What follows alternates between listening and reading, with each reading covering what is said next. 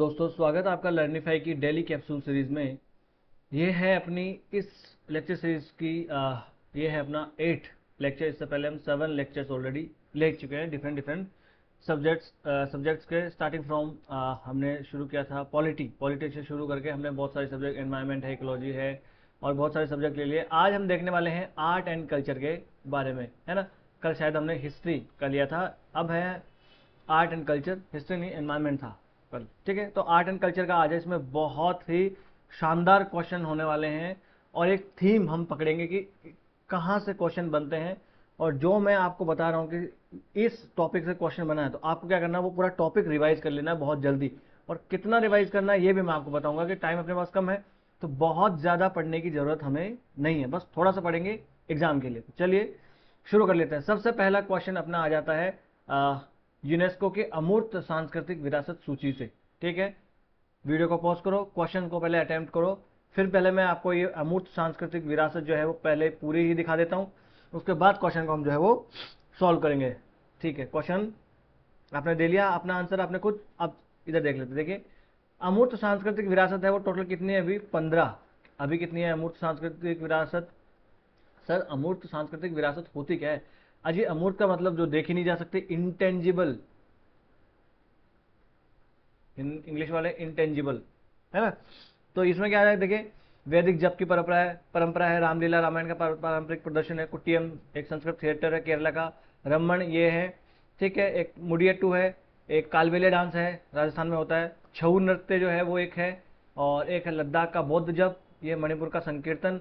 इन सब से क्वेश्चन आए हैं, जो ये है ना 15, ये सारे के सारे इंपॉर्टेंट है, इन सब के बारे में आपको पता होना चाहिए। इन सबसे क्वेश्चन आए हैं ना।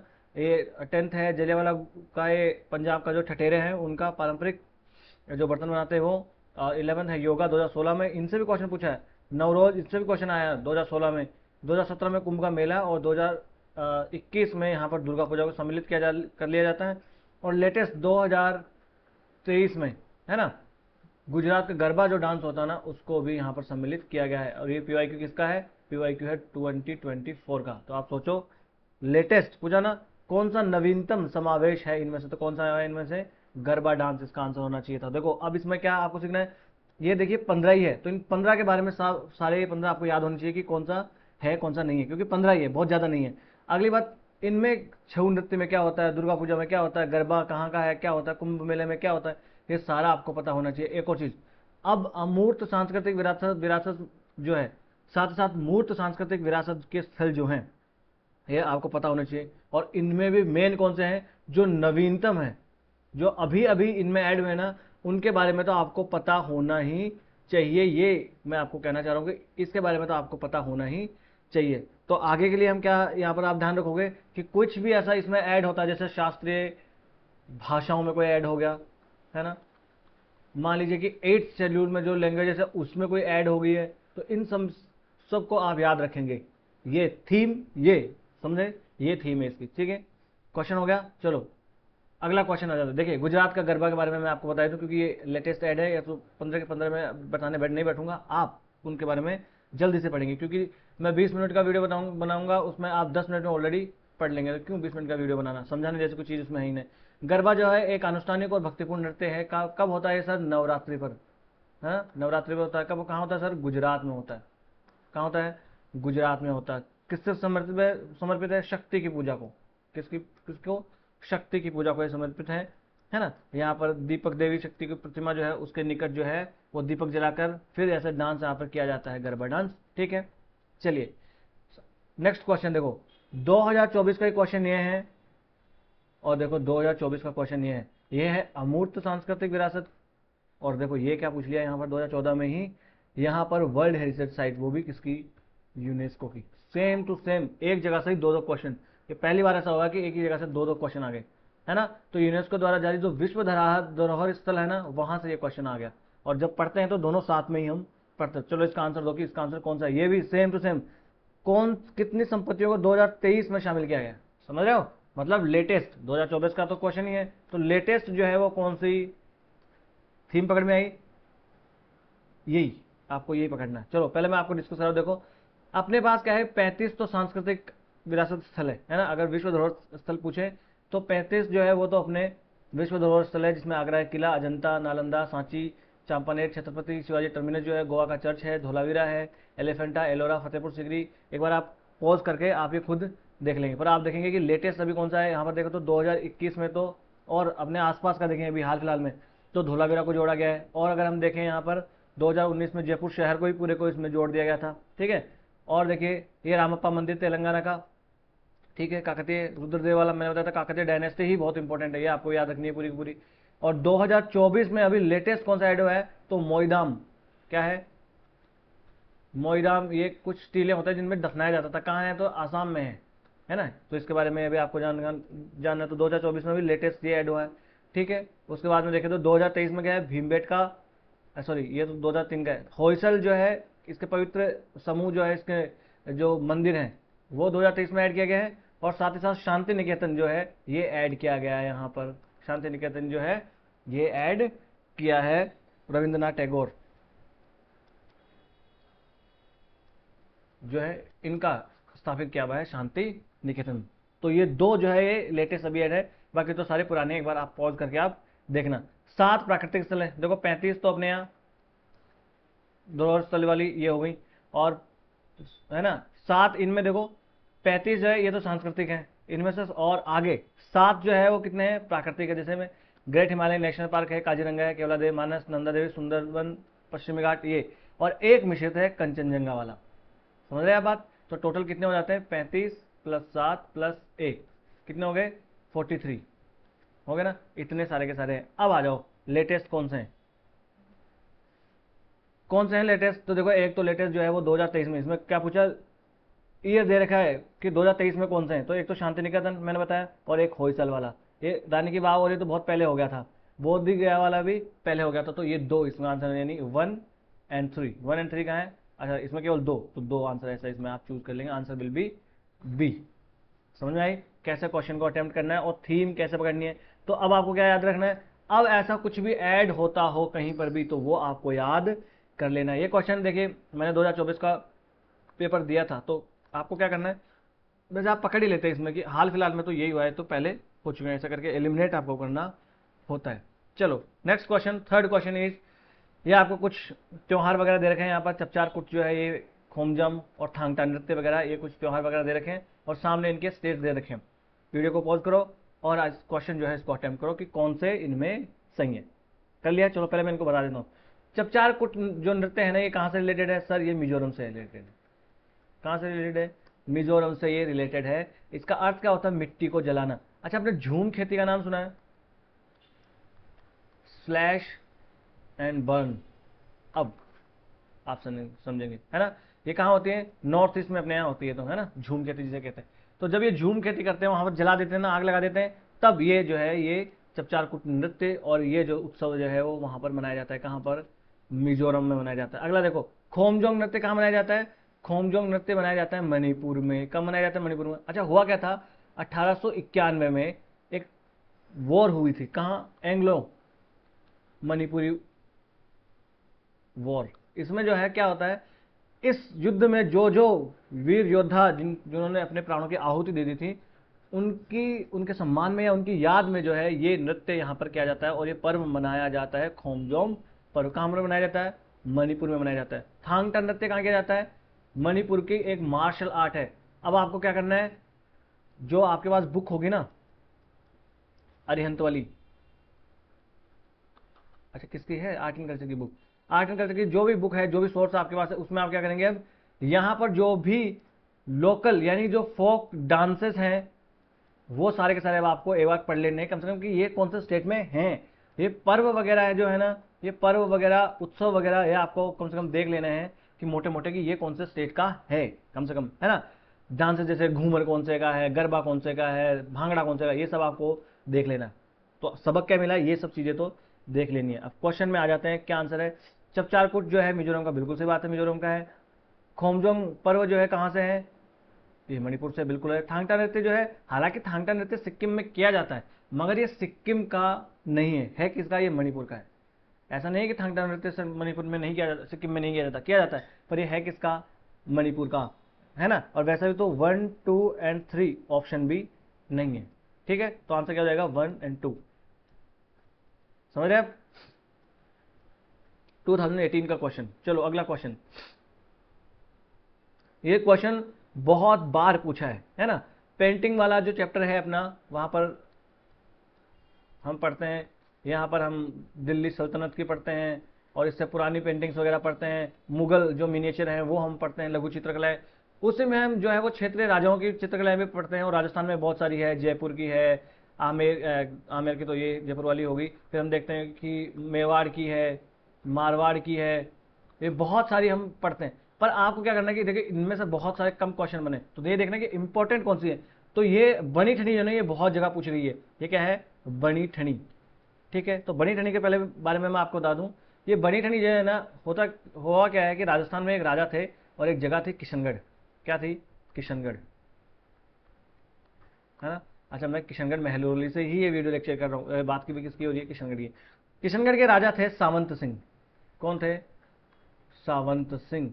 सावंत सिंह की एक प्रेमिका थी, और वो वैसे तो दासी थी फिर, परंतु वो सावंत सिंह की प्रेमिका थी। अब प्यार तो देखो अंधा होता है, किसी से भी हो सकता है। तो सावंत सिंह जी को दासी से प्रेम हो गया और इनकी प्रेमिका थी, तो इन्होंने इनको राधा के रूप में दिखा दिया। किसके रूप में दिखा दिया? राधा रानी के रूप में इनको दिखा दिया। और फिर उनकी ये चित्रकला, यहाँ पर उनका चित्र ये बनाते हैं, यही बनी ठनी के रूप में बाद में फेमस हो जाता है। तो राजा कहाँ के थे? किशनगढ़ के। क्या नाम था? सावंत सिंह, है ना। तो यहाँ पर यही है। तो ये कहाँ से फेमस होती है? इसको मोनालिसा ऑफ राजस्थान भी कहा जाता है ना। देखिए कितनी सुंदर इसकी है, इसका वर्णन भी पूछा जा सकता है वैसे देखा जाए तो, है ना। तो देखो ये है, किससे रिलेटेड है ये? क्या बूंदी शैली से रिलेटेड है? क्या जयपुर से? क्या कांगड़ा से? क्या किशनगढ़ से? तो किससे रिलेटेड है? किशनगढ़ से है। तो क्या ज़्यादा अंदर जाके डीप में क्वेश्चन आया? नहीं। तो आपको क्या करना है, अब आपको जो ये पेंटिंग्स हैं, तो इनमें से एक तो बनी ठनी वाली को तो आपको याद कर ही लेना है। बाकी छोटी छोटी चीज़ें जो है ना कुछ फेमस होगी, वही आपको इनमें से याद करनी है। खासकर से मुगल काल की जो है ना, वो आपको मिनिएचर याद कर लेने हैं। उनकी क्या विशेषताएं हैं वो आपको याद कर लेनी है। कौन से राजा के काल में कौन सी विशेषताएं जुड़ी है, ये आपको याद करना चाहिए। अगला क्वेश्चन, फिफ्थ क्वेश्चन है। क्वेश्चन को पॉज करो, वीडियो को पॉज करो, क्वेश्चन जो है एक बार आप खुद पढ़ो। ठीक है, यहां पर देखिए क्वेश्चन है त्यागराज से रिलेटेड, अन्नामाचार्य से रिलेटेड। तो पहले हम इनके बारे में जान लेते हैं। देखो देखिए, त्यागराज जो थे ये दक्षिण भारत की, हम इन्हें कहते हैं त्रिमूर्ति। देखिए ये ट्रिनिटी ऑफ कर्नाटक म्यूजिक, इसे क्या कहते हैं? दक्षिण भारत की, हम कह सकते हैं कर्नाटक संगीत जो है ना, उस कर्नाटक संगीत की त्रिमूर्ति कौन कौन है? एक तो है देखिए यहाँ पर अपना मुत्थुस्वामी दीक्षितर, एक है त्यागराजा और एक है श्यामा शास्त्री। तो याद रखना, ये भी क्वेश्चन बन सकता है कि दक्षिण भारत की जो शास्त्रीय नृत्य है उसकी त्रिमूर्ति किसे कहा जाता है। तो किसे कहा जाता है? यहां पर देखिए आ गया श्यामा शास्त्री,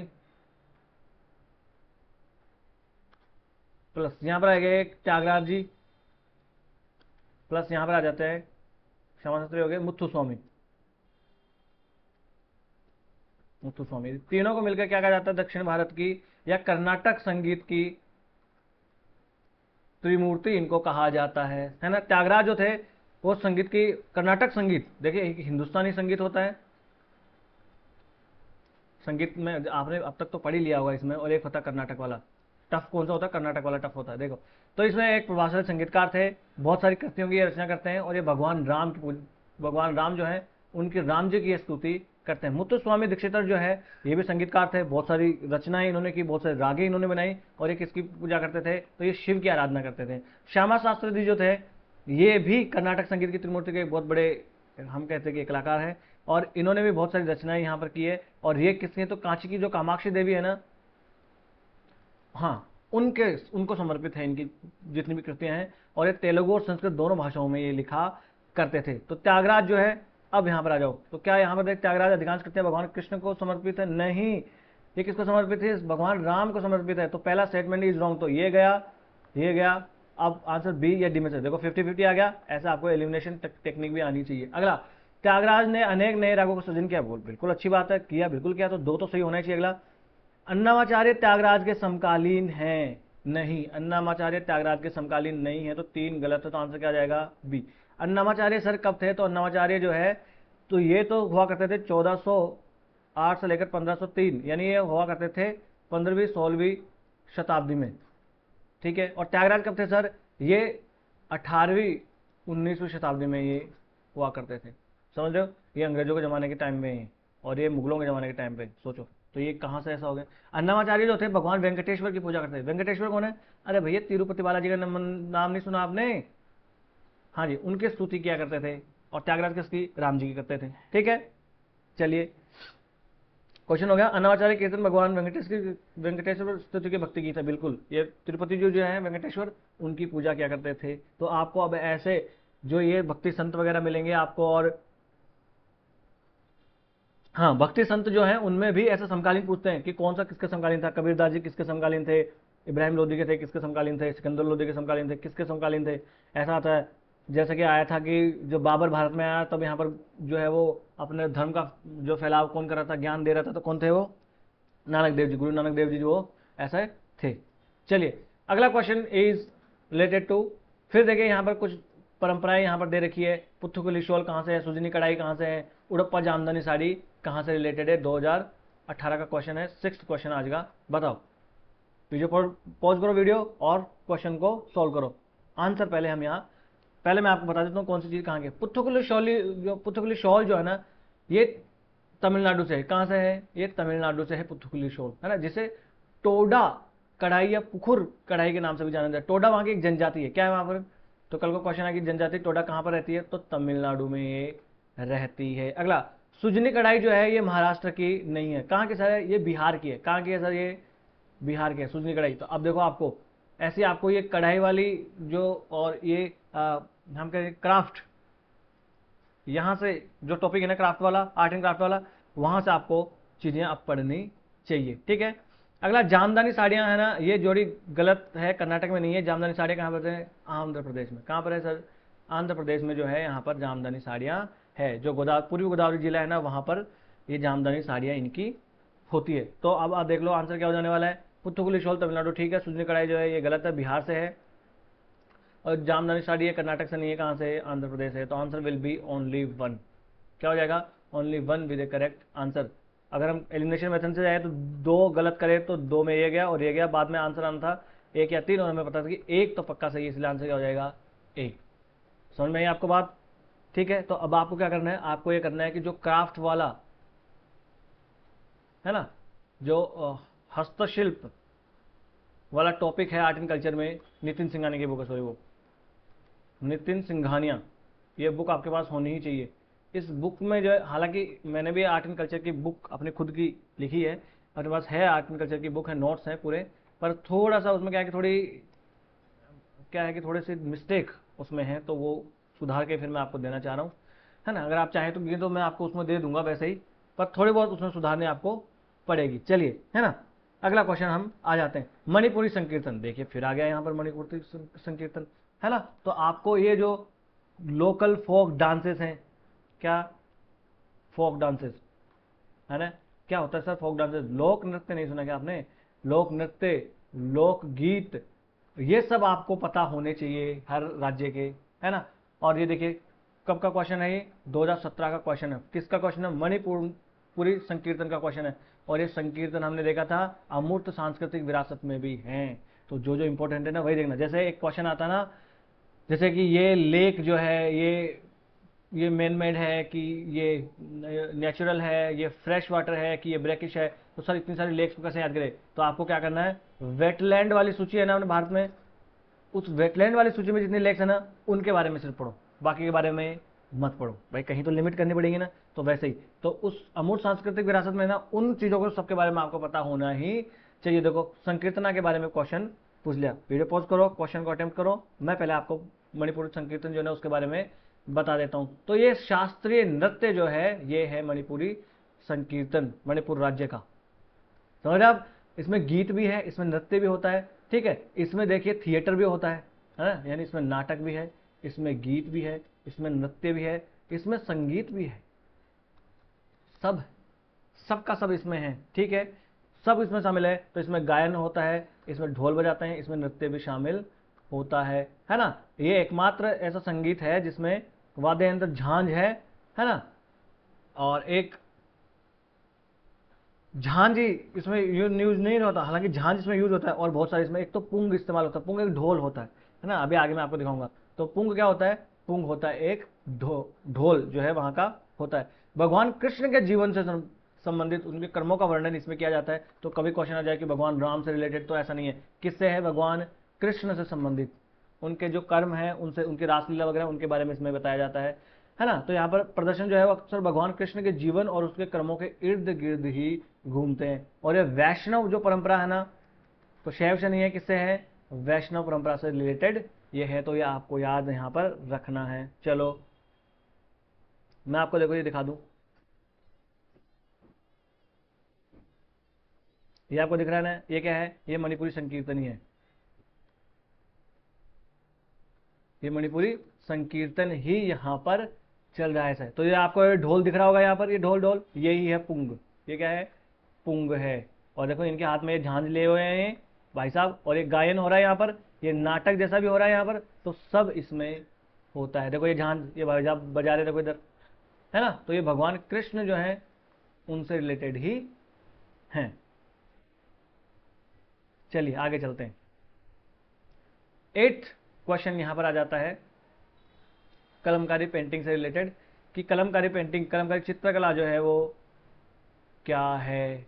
फिर क्वेश्चन देखो चित्रकला वाला, तो आपको क्या करना है, चित्रकला से रिलेटेड जो भी टॉपिक है वो टॉपिक में नितिन सिंघानिया में आपको चित्रकला वाला टॉपिक पकड़ लेना है और सारी चित्रकलाओं के बारे में आपको जानना है। बहुत डीप में जाके नहीं, पर कम से कम ऊपर ऊपर से तो जानना ही है। तो कलमकारी देखो क्या है, कलमकारी ये भाई साहब देखो हाथ से बना रहे, क्या बना रहे हैं? हाथ से बना रहे हैं ये चित्रकला। कपड़े पे बना रहे हैं, देखो एक कागज थोड़ी क्या है, कपड़े पे बनाई जाती है। सर ये तो बता दो कहाँ बनाई जाती है? तो ये बनाई जाती है साउथ इंडिया में, दक्षिण भारत में ये बनाई जाती है ना। देखो ये इसके बारे में आप पढ़ना चाहे तो आप यहाँ पर आराम से पढ़ सकते हैं। ऐसे और भी पेंटिंग्स है जो कपड़े पे बनाई जैसे जाती है, जैसे राजस्थान में फड़ पेंटिंग है, केरल में ऐसे भित्ति चित्र और बहुत सारे हैं, है ना। गुजरात में माता नी पछेड़ी बनाई जाती है, और उड़ीसा जो है वहां पर जो है वो पट्टा चित्रा बनाया जाता है। तो ये आपको यहाँ पर पढ़ लेना है। 2 इसका शहर है, एक मछलीपट्टनम शहर और एक है कलाहस्ती शहर। तो 2 शहरों में ये मुख्य हुआ करती है। तो ये इसका आंसर क्या हो जाने वाला है? दक्षिण भारत की सूती वस्त्र पर हाथ से की गई चित्रकारी इसका आंसर हो जाने वाला है। चलें आगे चलें, चलो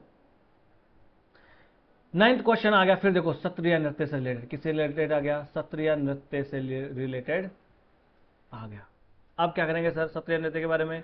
आप जानते हैं, पहले क्वेश्चन को आप अटेम्प्ट करो, नहीं जानते हैं जितना आ रहा है उतना आप जो है एक बार अटेम्प्ट करो, नहीं भी कभी सुना है तो।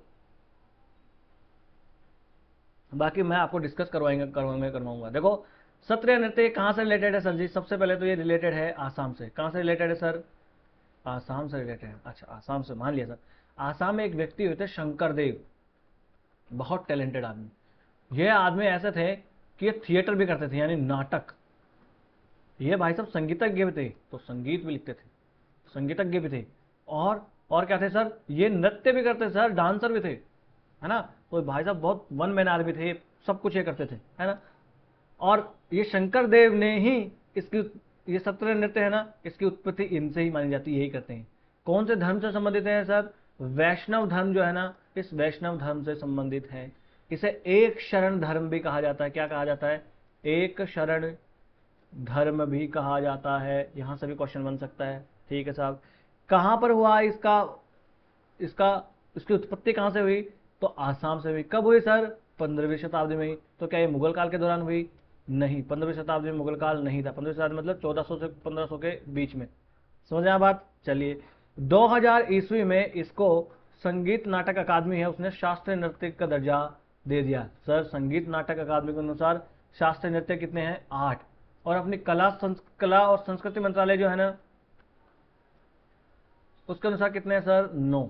तो एक एक्स्ट्रा कौन सा हो गया? एक तो 8 तो ये है, प्लस एक छऊ नृत्य जो है ना, उस छऊ नृत्य को भी कला संस्कृति मंत्रालय जो है वो एक शास्त्रीय नृत्य मानते हैं। सर और कौन से शास्त्रीय नृत्य हैं? देखो भरतनाट्यम तमिलनाडु में, कथकली केरल में, कुचिपुड़ी आंध्र प्रदेश में, कथक उत्तर भारत में, खासकर से यूपी और राजस्थान वाले एरिया में, मोहिनीअट्टम केरला में। वो आपने नहीं देखा बहुत बड़ा सा हेडगियर वगैरह लगा के रखते हैं और वो आंखें बड़ी बड़ी करके वो ऐसे ऐसे मोहे चढ़ा चढ़ा के वो करते हैं, वो मोहिनीअट्टम ही है। मणिपुरी कहाँ होगा सर? मणिपुर में होगा। ओडिसी कहाँ होगा? ओडिशा में होगा। तो ये तो हो गए 8, है ना। सत्रिया तो एक होगा ये वाला, और प्लस एक अगर 6 मिला दे तो कितने हो जाएंगे? 9। सत्रिय नृत्य में और क्या है? देखो इसमें पुरुष भी हैं प्लस स्त्रियां, ये दोनों मिलकर डांस करती है इसमें, ठीक है ना, दोनों ही। इसमें देखो गीत भी गाया जाता है, और वो गीत जो गाया जाता है उसे क्या कहते हैं, बोरगीत। तो जो गीत गाया जाता है, और ये बोरगीत भी किसने लिखा था, शंकर देव नहीं, तो बोरगीत जो गीत गाया जाता है। अच्छा, इसमें जो जो नाटक किया जाता है ना, उस नाटक को क्या कहा जाता है सर, वो थिएटर जो होता है उसे कहा जाता है भावना। क्या कहा जाता है, भावना।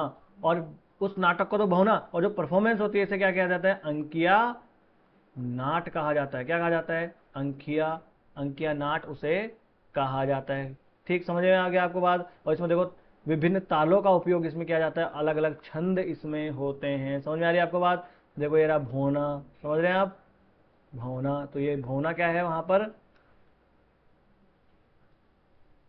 हाँ भौना जो है यहाँ पर क्या है, हाँ वो थिएटर जो है ना, उस थिएटर को जो नाटक है उसे भौना, और जो परफॉर्म करा जाता है तो उसको क्या कहा जाता है, अंकिया नाट कह दिया जाता है। समझ में आपकी बात आपको। यहाँ पर सहायक नर्तक जो छोटे छोटे झाज बजाते हैं, दो अलग अलग इसकी धाराएं हैं। इसमें गाना भी होता है, नाटक भी होता है, संगीत भी होता है, सब कुछ होता है इसमें। और क्या क्या बजाते हो, राजगरिया, चाली, झुमुरा, नाडू भंगी, ये सब इसके नृत्य और बहुत सारे हैं। इसके कलाकार कौन है, देखो जतिन गोस्वामी, शारोदी सेकिया, ये इसके कलाकार हैं। ठीक है, अब आ जाओ क्वेश्चन के ऊपर। क्या है, शास्त्रीय संगीत, नृत्य तथा अभिनय का सम्मिश्रण है। बिल्कुल मैंने बताया ना, नाटक भी होता है ना, अंकिया नाट। चलो, ये आसाम के वैष्णवों की शताब्दी पुरानी जीवंत परंपरा है। बिल्कुल 15वीं शताब्दी में हुई, आसाम के वैष्णवों की है, शंकर देव ने लिखी थी। अगला, यह तुलसीदास, कबीरदास और मीराबाई द्वारा रचित भक्ति गीतों और के शास्त्रीय रागों तथा तालों पर आधारित है। बिल्कुल नहीं आधारित है ये किसके तालों पर आधारित है भैया, ये तो शंकर देव जो है उन्होंने बनाई है। तो ये इसके ताल से इसका कोई मतलब नहीं है। तो 3 गया, तो ये दोनों गए। आंसर आना चाहिए 1 and 2 ओनली। चलिए अगले क्वेश्चन आ जाते हैं। 10th क्वेश्चन देखो। अच्छा हाँ, शास्त्रीय संगीत में आपको, और यहाँ पर आप पढ़ लेना ठीक से, है ना। ये देखिए पूरे शास्त्रीय संगीत नृत्य जो है आपको यहाँ पर बताया गया है। ठीक है, वो जो मैं आपको पहले बता चुका हूँ। अगला 10th क्वेश्चन आज का, और आज का लास्ट क्वेश्चन। यहाँ पर बता रखा है कलायरी पयट्टू। कलायरी पयट्टू क्या है, तो फिर मैं आपको बताऊंगा कि जो वहाँ पर जो लोक नृत्य हैं, जो लोक कलाएं हैं, लोक गीत हैं, इनके बारे में आपको पढ़ना है। कहाँ से पढ़ेंगे, तो सर नितिन सिंघानिया की बुक है। क्या है, नितिन सिंघानिया की आर्ट एंड कल्चर की बुक है। हिंदी में भी है सर, बिल्कुल हिंदी में भी है, इंग्लिश में भी है, इंग्लिश में भी है। नहीं तो क्या करना है भैया, अपना टेलीग्राम चैनल पे जाना है, मैं वहाँ प्रोवाइड करवा दूंगा। और बताओ, है ना। तो कलायरी पट्टू क्या है, सबसे पहले हम कलायरी पट्टू के बारे में जान लें। केरल राज्य जानते हैं आप, केरल राज्य कहाँ है, राजस्थान, भारत में। तो केरल में एक ऐसी मार्शल आर्ट है। क्या है, मार्शल आर्ट। जैसा थांगटा जो है, ये कहाँ से थी मार्शल आर्ट, ये मणिपुर से। देखो यहाँ से क्वेश्चन बनते हैं ना, थांगटा से बन गया, कलायरी पयट्टू से बन गया। तो ये जो यहाँ के जो लोक नृत्य हैं, इनसे क्वेश्चन बनते हैं। तो ये क्या है, मार्शल आर्ट है। देखो आपको दिख रही है ये कलायरी पयट्टू। ठीक है, कहाँ पर होता है, केरल में होता है सर, साउथ इंडिया में ऐसा होता है। और यही अपना हम कह सकते हैं कि जो कुंफू कराटे है ना, उसका उद्गम यही है, यही मान लीजिए कुंफू कराटे हैं अपने। ठीक है, शारीरिक व्यायाम, हथियार का उपयोग, पारंपरिक चिकित्सा पद्धतियाँ इसमें शामिल है। युद्ध का मैदान, कलारी का मतलब होता है युद्ध का मैदान, और पयट्टू का मतलब होता है अभ्यास। समझ रहे, 3000 साल से भी ज़्यादा पुरानी ये परंपरा है। ठीक है, तो देखो क्या आंसर होने वाला है। शैव मत का प्राचीन भक्तिपंथ, बिल्कुल नहीं। कांस्य पीतल के काम, बिल्कुल नहीं। नृत्य नाटिका का एक प्राचीन रूप, बिल्कुल नहीं। तो ये क्या है, प्राचीन मार्शल आर्ट है। ठीक है, कहाँ होते हैं सर, दक्षिण भारत में। इसमें तो केरल भी नहीं पूछा बेचारे ने। ठीक है, अब आप क्या करेंगे, जो जो मैं आपको बता रहा हूँ साथ साथ कि ये आपको करना, वो आपको करना है। और प्रीलिम्स का बेड़ा पार आपका लगेगा, मैं आपको कह रहा हूँ। ठीक है ना। आज का स्कोर जो है वो आपको बिल्कुल नीचे बता देना कमेंट बॉक्स में। कल मिलेंगे 9 कैप्सूल के साथ में, और जिसमें हम देखेंगे पॉलिटी के फिर से धमाकेदार क्वेश्चन। ठीक है, अगला टॉपिक देखेंगे पॉलिटी में, उससे रिलेटेड। चैनल को सब्सक्राइब करना बिल्कुल मत भूलना। और ये सीरीज मैं आपको बता रहा हूँ, ये सीरीज आपकी प्रीलिम्स के नैया पार लगाएगी, और प्रीलिम्स के बाद में मैं आपको वीडियो बना के बताऊंगा देखो कितने क्वेश्चन इस सीरीज से आए हैं। समझ रहे, मैंने बताया। अब देखना, मैंने बताया कि भैया लोक नृत्य आपको पढ़ने, और लोक नृत्य में से क्वेश्चन आया और आपने नहीं पढ़ा, तो मैं तो कहूंगा कि देखो मैंने यहाँ पर बताया था। समझ रहे, ठीक है। तो बस आज का लेक्चर कर लेते हैं यहीं समाप्त। इस लेक्चर की अगर आपको पीडीएफ चाहिए तो आप जाइए लर्निफाई अनलॉकिंग नॉलेज के नाम से टेलीग्राम पे अपना चैनल है, यहाँ से आप स्कैन कर सकते हैं, और डिस्क्रिप्शन बॉक्स में लिंक भी दिया हुआ है। वीडियो अगर आपको अच्छा लगा हो तो लाइक कर दीजिए, और चैनल को सब्सक्राइब कर लीजिए। और भी आपका कोई भाई बंधु मित्र सका दोस्त हो तो आप अवश्य चैनल को रिकमेंड करें। आपको कोई सलाह लेनी है या कोई सलाह देनी है तो आप अवश्य हमें कमेंट बॉक्स में लिख सकते हैं, और बड़े ही लोकतांत्रिक ढंग से हम अपने इस छोटे से परिवार को आगे बढ़ाएंगे। नमस्ते, धन्यवाद।